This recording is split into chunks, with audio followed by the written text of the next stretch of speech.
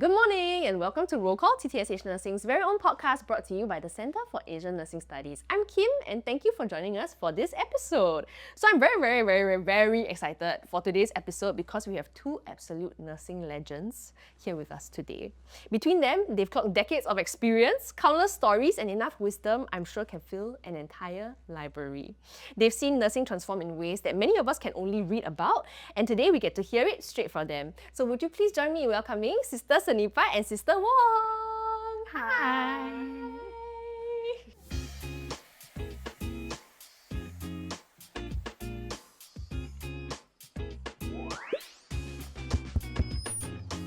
Okay, so before we begin and move into all our questions, could you please introduce yourselves to the audience? Anyone can start first. Okay, hi, I'm Sister Senifah here. I'm now located in nursing service. Prior to that, I've been also in Toa Payoh Hospital then, but now they changed to Changi. And I only joined TTSH from 1988. Hey, hi. People call me Sister Wong or Sister Peng. I have been in TTSH for the past 40-something years. Okay, so, but prior to that, I was in SGH. Then after my advanced dip, I was posted to Tan Tock Seng. And since then, I'm stuck in Tan Tock Seng. And I only have one ward and only ward posting. That is surgical ICU. And I worked until the day when I was being identified to go to nursing service. And that was 25 years ago. I was in nursing service for the past 25 years. And to now, I'm actually a retiree and on a retiree contract. I'm still working in nursing service as a nurse advisor. So both of you now in nursing service, maybe want to share a bit more. What do you do now in nursing service? There are total of 42 wards. I run the wards for 16 years. Wow. Then because near retiring age, I step back and allow the younger generations to move up. And at that time, I did manpower. And then from there, I moved off. And now currently, I'm doing audits, infection control surveillance, and also EHS surveillance, looking at all the EHS issue that happen in Tan Tock Seng. Not only nursing, yeah. Oh, whole hospital. Wow. Yeah. Then Sister Senifah? Okay, I only came to TTSH in 1988 after my ICU post-basic course. And I was posted to Ward 42 Surgical ICU. And that's where I know Sister Wong then.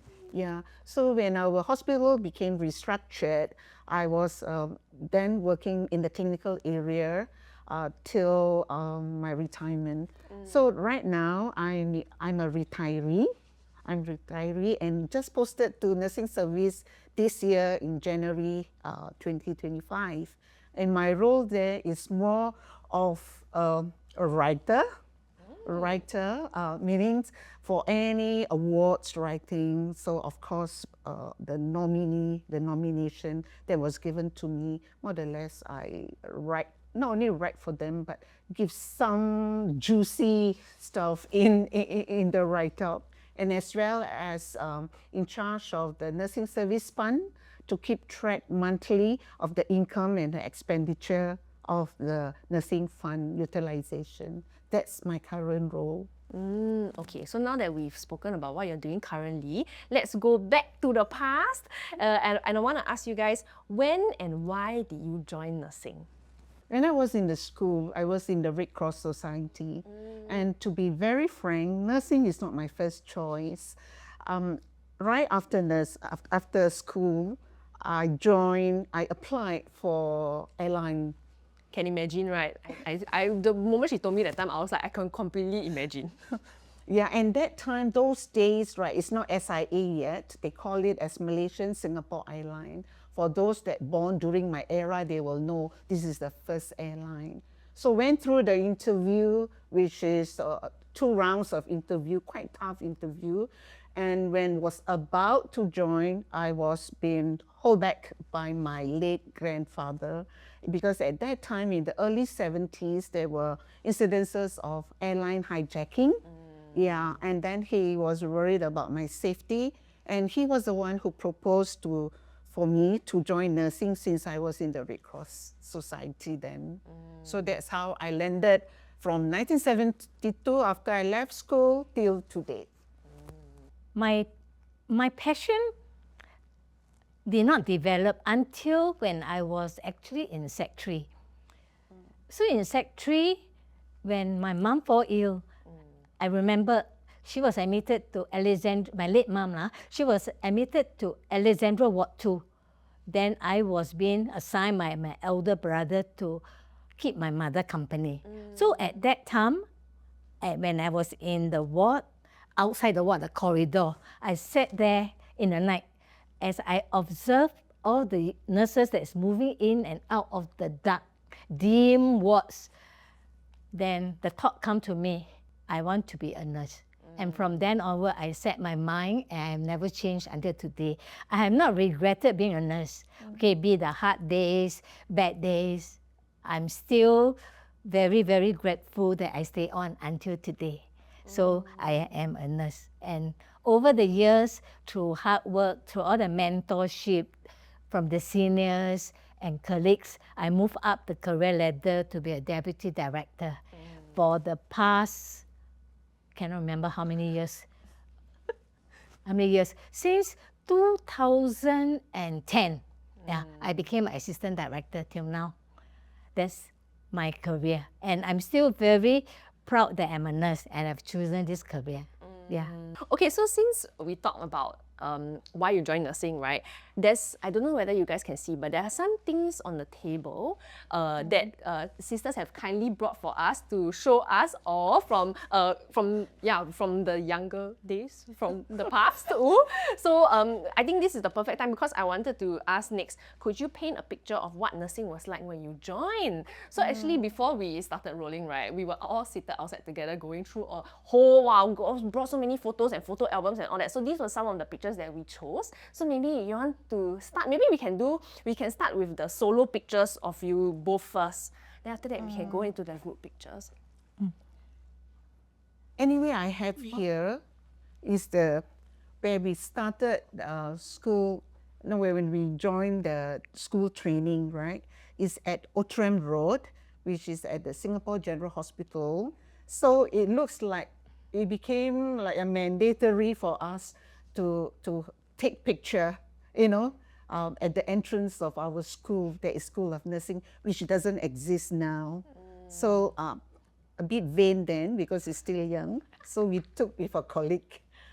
So this is how I look like in 1972 when I first joined nursing. Okay, Sister Wong has exact same photo at the exact same place. Maybe you want to share a bit more about this photo? Okay, this was also taken outside the School of Nursing where there is a label to show that building is School of Nursing. So every nurse would pose at this iconic area for a photo. So likewise, I also have a copy of this. That is, I cannot remember which year we took already, but when you're a student, we will take a photo posting at this place, and which is not existing anymore. And grateful that I still have this picture after all these years. Otherwise, it's only in the memories. This single photo was taken when we graduated from the student nursing. So that's how we look like. Then we have this headdress, they call it the cape. And then the difference is that when you are a registered nurse, and your white cape, on top of it, there is the lace, a white lace. This is the differentiation between assistant nurse and registered nurse. And when this is our official cape when we attended the graduation. So Sister Senifah was sharing that I think this photo was taken when you were 29, which is my age now, which is crazy. But okay, clearly you can tell, one looks very slay and one does not lah. We were saying that in all the photos, in all the past photos, everyone's hair done very well. Like everyone looks so put together. I think especially because the uniform is so different than now. Then got the hat and all that also. No, the difference now is that we do not have the cape. But as for me, because I'm a bit conscious with my professional look, And I can remember from my student days till to date, I'm very particular with my dressing. Because we want to look professional, because you carry your profession, and also you are considered as the ambassador of nursing of that institution where you are working in. I remember I graduated in 1978, but since the student days, we'll be working in awards as attachment on the job training. So this is a photo of me where it was taken by one of the colleagues, and we hardly got cameras those days. So this colleague brought the camera to the ward and she started going around snapping pictures. So she snapped a photo of me in the kitchen, now called pantry, preparing milk feeds and drinks for patients. So you can look at this photo, it's very dated, but very simple, right? Just a plain trolley, and we put in all the things that is required, and we go around the wards serving milk and water and drinks every 2 hourly. Those days, we serve 2 hourly feeds to patients to ensure that they have enough fluids. Yeah, but this has been long been removed from our routine already. Yeah. I think later we will speak a bit more about like how nursing was like, right? I think you all were sharing that last time it was very different, where it was more functional nursing. But let's talk about that later. We finish all the photos first. Okay, Sister Senifah, you want to show it? Yeah, my last photo, I hope you can detect where I am from this photo. Well, this was taken when I was in the surgical ICU Ward 42 before the restructured hospital. And we, together with our colleagues, we went into one of the empty rooms and there's no patient. In fact, the room is furnished with a ventilator, but we just choose one corner without any of the equipment around, and to just have a good memory photograph with all our colleagues. Some of our colleagues in this photo are still working in TTSH. Those one or two has left the organization. So this is one of the most memorable, where we together, we have the camaraderie kind of work together and helping one another in the ICU, especially in intensive care unit, right? Which is a very busy and critical unit. Sister Padma, who was in our para-nursing volunteer episode, is also in that photo. Sister Tay is also inside, who I always need to thank her and give her a shout out, because this is actually her plant. I steal her plant every time we go for filming from her office. So this is Sister Tay's plant, but they're all inside the photo as well. Yeah, and two of the assistant nurses is also still currently working in ICU. Wow. Yeah, two of them, Mariam and Habiba. Shout out. Okay, so like what Senifah has, that nurses are in cape and caps. So this was my photo taken in 1985, yeah, with my two other friends. We was at the graduation ceremony where this photo was taken. Same thing that we have our cape and our caps on. So cute. Yeah. So cute. I love all the photos, and I always love the warmth and the, how to say, you know, like I feel like cannot replicate. Like now we take a lot of photos. I mean, even though there's filters and all that, right? Then we take a lot of photos and all that in our phones. But like it's so nice to bring out the photos and like, you know, see the photo albums and the physical hard copy photos. And actually, there's one last one on the table, and it's both of them. Oh, can you please hold up and show? It's the both of them. When was this? Yeah, okay. This was in Ward 42. I think it's in the early 80s. Yeah. Early 80s. Yeah, this was taken during one of the Christmas party, right? And then I was a so-called coordinator together with another colleague of mine. And then we draw logs, and Sister Wong drew the logs, and I presented the gift to her. This is one of the Christmas gifts. So cute. Yeah. Okay, thank you so much for sharing all your lovely photos. Actually, not even the photos, there are some things on the table here as well. Do you want to share and show everyone also? Sure. As what you notice about the cap, I have safekept this since the mid-90s, and it's still in very good condition, proud to say, because I treasure it, because if this has been destroyed, you can never get one more back. So this was the cap that we used to wear when we are on duty. Okay, so we just need to pin it on, and that's it. But over the years, this has been removed because it hinders our practices. We get caught onto the drip stand. When we do resuscitation, our cap are all over the place because it will definitely drop. So over the years, ministry reviewed and removed. But when it's supplied to us, it's like this, 3 pieces every year when you collect your uniform.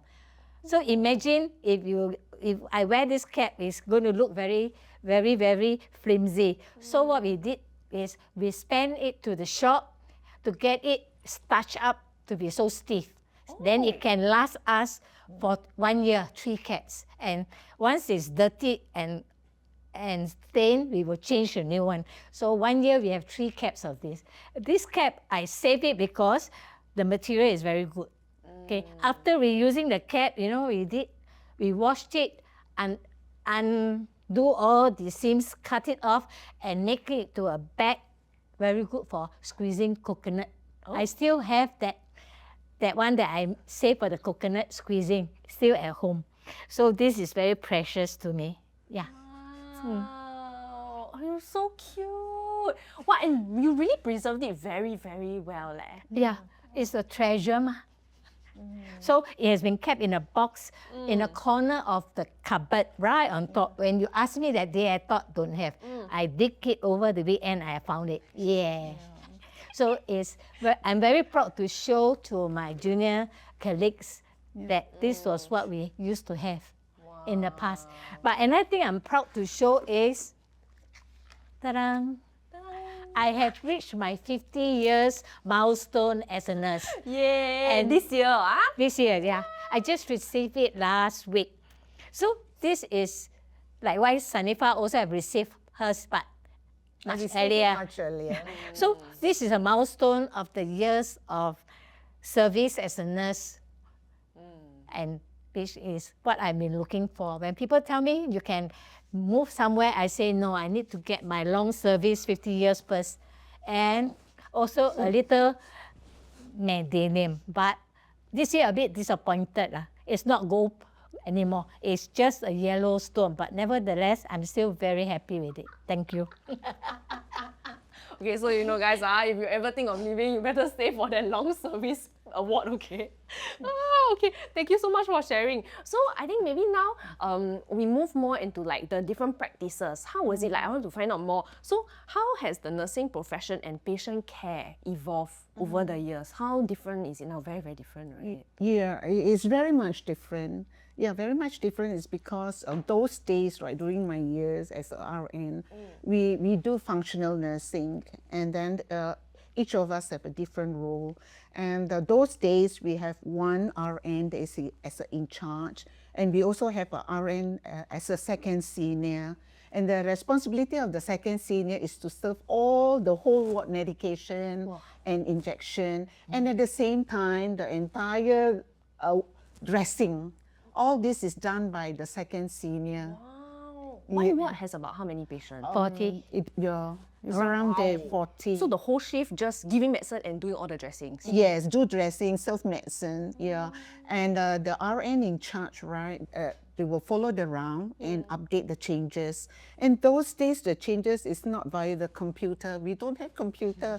I recall that every bed, at the end of the bed, they have this small board, like a blackboard, and then you do all the changes onto that. Initially, it was just a usual like a school blackboard. You use chalk. Yeah. But after that, we use marker. That it's not say the permanent marker. And every nurse has to carry is a mandate, something like mandatory or must have is your eraser, your pencil, and your scissors. And then after, there was also a transformation from the blackboard to the nursing care card. It's a whiteboard nursing care card, okay? And all the changes now is in the nursing care card. And that's where your pencil and your eraser comes in handy. So all the changes is done there. So one in charge follow the entire round. One in charge of 40. Yes. Maybe Sister Wong can continue from there. Yeah, those were the days. But average each shift, we have 4 staff.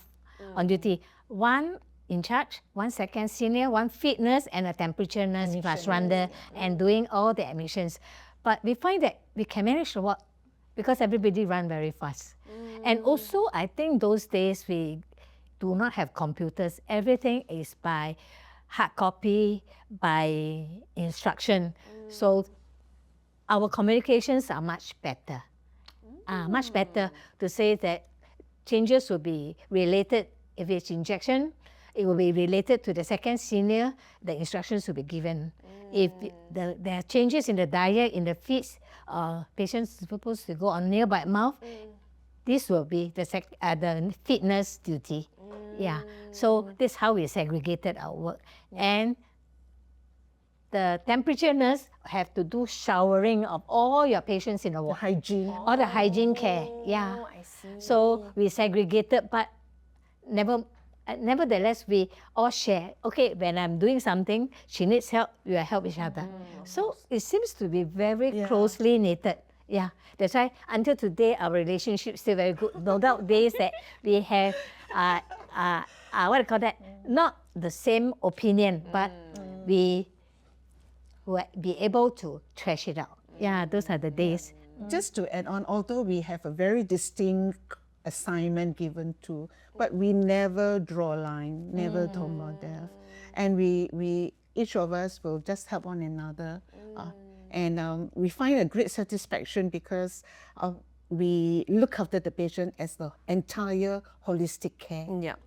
Okay, so can you take us through what did one shift look like? Like example, I report for work, then until the end of the shift, what did that look like for you? Just one example. Let's say if you are morning shift, right? And then normally we will know our assignment a day before you knock off from duty. So example, if you are assigned to be an in charge, become very early, half an hour before the start shift, because we have to count the controlled drugs, okay? And then we also have to check attendance of all your colleagues that is on the same shift, and we drew line, and then you must endorse your signature. And then there are some NO who want to know, right, whether all the nurses on duty turn up. So more or less, like you have to report.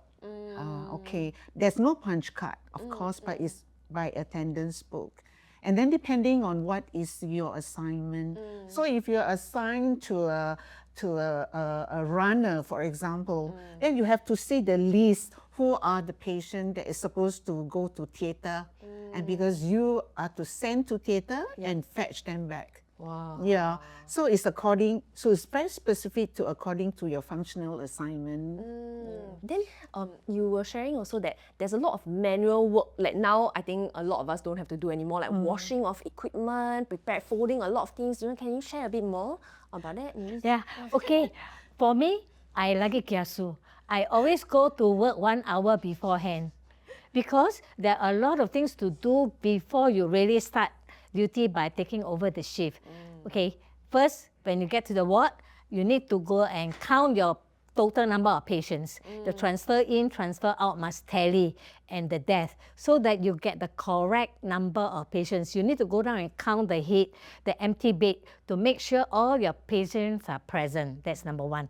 Count CD drug, count equipment. You'll be given an assignment. For me, if let's say my assignment is I need to check all the urinals in the ward. I must make sure all the urinal that I take over from my morning shift or night shift is correct. A big pen. Count teaspoon. We count teaspoon, those days. Teaspoon, because always go missing. Sputum mark. So everybody will have a little assignment to go around and make sure that your equipment's around, even drip cages. So in a way, you say that it's quite petty, but over time, it actually builds your resilience over and become very conscious of your things that you have. If a cup is broken, you have to keep half in order to exchange the cup so that you take care of the equipment. It's not like now, just order. Okay, tea cloth that is broken, need to keep for exchange for a new ones. So those are the things that we do. So when we start work, after handing over report, we go and do usual, but that never ends at 9 o'clock. You know why? All those syringes that we have used, we have to wash because they are all not disposable. They are all in glass. We have to wash them, dry them, and pack them, put into the drum so that early morning we can send to CSSD. And the news, those that is being autoclaved will come back. Then morning shift will have enough supplies to use. Not like now that is so good that you just need to go to the store, take and tear and throw. Okay. Gauze, you need to check the cupboard before you go off duty to make sure that you have enough supply for the next shift. Not enough, everybody don't go home. You know what I did? Quickly fold the gauze, pack in a set of 10 into the autoclaving paper, gauze, make balls, set of 10, pack. So it comes in like one big It thing, comes then in a you bill. sell it. In a bill. You need to tease them out to make into ball to pack, because you have to take care of your next shift. Because it comes that way. Because if we don't, when we are on the next shift, we don't have anything. So the kind of we call teamwork is very strong there. That we know, hey, no more gauze, no more gauze. Everybody say, let's pack, let's pack. Everybody start packing before we all go home together. Some days we can go off late. But when you go off late, it's very scary because Old Tan Tock Seng, on the right side is cemetery, on the left side is kampong or close light. There's no way. You go out this way, no bus. There's only one bus that brings us in. Bus number 123 at Moulmein Road. If you go left, you go up to Balestier, it's only one bus. Bus 124. So we need to all pack, quick do together and then quickly go home. So that kind of cohesiveness is there. And we never hear of people resigning those days because job hard to come by. Long service. Job, people never resign unless you are posted out. Those are the days we never hear people resign. Only when they come to the 90s, then people, when jobs opening are more, then everybody look for greener pasture, move off. But those days, only coming in, no resign. Or retire. So that's situation are different. Yeah, and those days we really uphold our roles and responsibility very well. We honor what was appointed to us. For example, if you give you the assignment of one particular assignment, you really do from A to Z, and you really honor and make sure you do not leave any gaps to the oncoming shift. Okay. So the effect from the camaraderie already started from those days to today. It's so interesting to see. I think this is not the first time that I've mentioned it on roll call before, but my grandma used to be a senior assistant nurse. I think roughly maybe about the same time as well, but she's in her 80s now already. So whenever she shared with me about how nursing was like last time, right, I feel like the way that the nurses carry themselves is very different, or it's just very interesting to see. It's like there is that, how to say, I don't know what's the word to describe it, but you know what I mean? Like it's just very, I think, reflective of how nursing was like in the earlier days. Okay, because those days we are very obedient. Yeah, I'm not saying that nowadays the nurses are, don't get me wrong. Obedient in the sense, right, Camille? Even if we want to go for tea break, we will look for the nursing officer. And then if she's in the office, we'll knock the door. We stand like army, hands behind the back. Sister, may we go for tea break? Something like that. We have to report to, and after that also, we report to say that we are back. So more or less, the turnover of the manpower in the ward is consistently maintained. Yeah, so I think it is more of not only obedient, but perhaps we are very rooted to our responsibility. No, I think it comes with the kind of training, because in the olden days, our so-called sister supervisors are also trained in the military style, in the colonial style, where everything is law by and order. So they are trained that way. When they train us in those early days, they are very strict. We can name all the sisters with all their pattern, but say what we like. But the kind of training that we receive from them is not the days that now we translate over to our juniors. Okay, so things are very strict. anything, you just need to report back to sister. Even though she's not in a ward, she know what's happening because everybody will knock her door to tell her what has happened, what has happened. Yeah. So everything is reportable. Yeah. Like we will say that, sister, please may I go for tea? She'll say, go. Then when you come, sister, I'm back. Then the next shift will go. So she don't have to be around, but she know what's happening.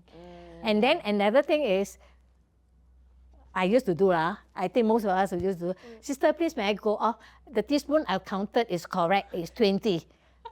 But sometimes the sisters, to test us, you know what they do? We say very mean. You know what they do? When you finish counting, she'll hide 1 or 2. Then she'll say, are you sure it's correct? Go and count again.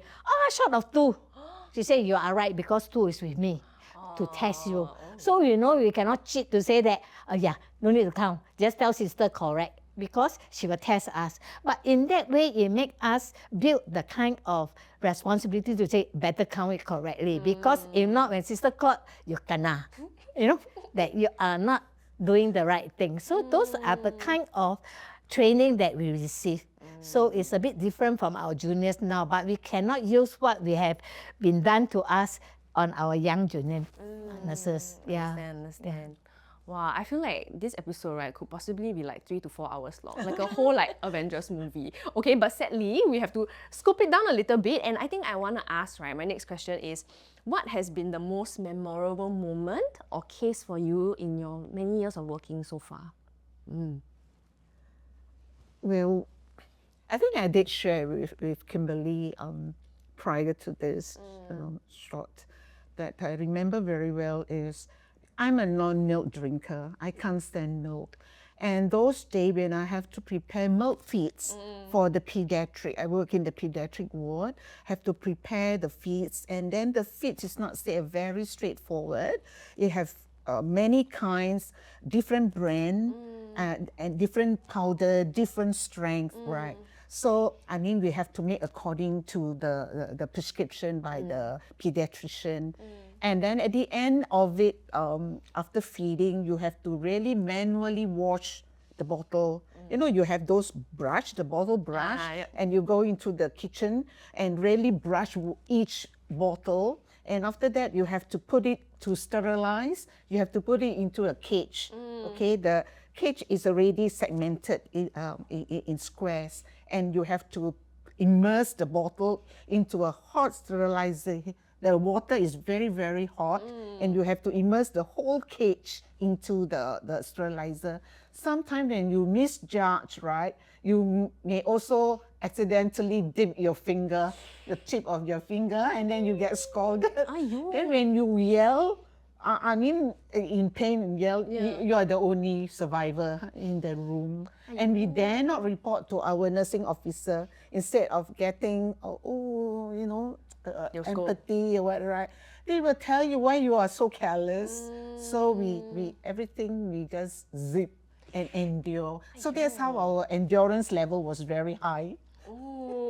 And one thing when you work in the pediatric, right? I think the kids, right? They're very smart. When one start to cry, well, everybody start. So it's time for their for their feed break. Okay, for me, my memorial incident that happened is something that I've been always sharing with juniors, even in onboarding program, about my experience. This happened to me because, as you know, that we serve feeds milk to Milo to patients at 8 o'clock as a supper so that they will go to bed. But one of the evening when I was the afternoon shift, I go around, start serving. Then one uncle told me, nurse, can I have teh-o? So I was very quick, okay, but continue my work. So at the end of the shift, we all rush back because the place is very quiet. So all rush home. On my way back, those days I stay in Bukit Timah, 7 miles. Yeah, very far. So need to rush back. Now on my way, I remember, I forgot to serve this patient, which I agreed to give him teh-o. Teh-o means tea without milk. So I was thinking, how? Because those days we don't have handphone, And then I'm not able to call the ward. And when I reach home, I don't have a phone in my house. Those days, we don't have phones yet in the house. So I console myself, never mind. Tomorrow morning, I'll give him that cup of tea. So the next day, good thing I was morning shift, I went back to the ward. But when I look at the bed, I remember it was bed 8. The bed was empty. So I asked the night shift nurses, hey, where's bed 8? Uncle in bed 8. He said he passed away last night. Well, my heart actually dropped to say, oh no, I owe him something. That's the cup of tea. Now he died without a cup of tea. How am I going to give him that cup of tea? I really feel that, oh no, what to do now? So I live with regret that I did not fulfill one of my patients' requests. So I used to go around telling all the juniors, if we have tell patient something, let's go back. Remember, don't okay, and you forget about it. Yep. But of course, in today's technology, is much easier. What? If you forget, you just need to text your colleague on duty. You can serve the patient, do whatever you want. But in those days, we are not so privileged. So my most memorable incident was I did not fulfill my patient's wish. Which is a lesson I learned to say that if I've done something and promised somebody something, try my best to remember. That's it. Thank you so much for sharing. Oh, my heart. And I think a lot of nurses, I feel like a lot of nurses can relate to that sharing because we've done some open calls for people to send in their submissions and all that, right? And actually quite a lot of people also have these kind of regrets and feelings, like especially to patients that maybe they have that bond or are closer to, then they're like, oh, the next day they come to work, patient passed away, you know, I just wanted to give him, he kept asking me for coffee, but sometimes, you know, because they are aspiration risk and all that, we cannot, then, oh, I feel so bad also, you know what I mean? But I think that comes with a career like ours where we need to know how to balance the emotional, person-centered side, but at the same time also, you know, the medical side of things, patient safety, and coming to find that balance lah. Yeah, thank you for sharing. I have a random question. Because you were sharing about how last time no phone and all that, right? Then if people MC, then how to call back staff? Sorry. That was just like the thought that was in my head. They cannot call back staff, right? If somebody MC. I don't remember anybody ever take MC. Perfect. Yeah. I don't remember. Because maybe they have the responsibility to fulfill and hold on. Hardly, even we, yes, Sister Wong, zero MC. I've never taken MC. Except on hospitalization leave. Oh, okay. Only that. When it's planned, like, Yes. But not ad hoc sick leave. No. Hardly. But you fall sick, If you really fall sick, you go and see a doctor. but still go to work. You will be handing up your MC there and there. You go and hand the MC, then you go back and rest. So we don't have The only notification, if let's say we couldn't turn up, is the ward. We call the ward. go public phone. Public phone. Depending on your individual Tencent. household, right? So if you're home, you have your own phone, which is the resident phone, then we just call the ward directly. No, thank you so much for sharing. And I think that goes into our next question also. So, I think both of the experiences that you shared just now was quite like, ow, like one is physically ouch and another one is emotional ouch. But has there been any, big challenge that you had to overcome throughout your career so far, on top of the stories that you shared? All the challenges, we take it with pride. Okay. So because depending on your own tagline, like for me, nothing is impossible. Even though if you doesn't know, you never stop learning. All right. We shouldn't be shy asking, even till today, right? I sometimes if certain things pertaining to apps or application in the PC very much in advance or that, right? I will go and ask. So never say die or never say I don't know. So all challenges we take it, although in a small stride, to overcome it. And never say it is unattended. Okay. I feel that in the younger days, the training is different. Getting scolding is very frequent. Every day you get scolding. So we learn how to. I'm good, never get scolded. Oh, because they will say, why this is not done? Why is that not done? How come your patient so untidy? This every day. So if you're going to be very emo, what will happen is that you affect your work. Yeah. So learn from it is that, okay, next time, Sister A on, do this. Sister B on, do that. That is what she wants. Let's get it done. One sister do not like to give hot water to every patient. We don't give because they may come with flask. Another sister will say, okay, do not get the beds untidy. All must be very strict. Yeah.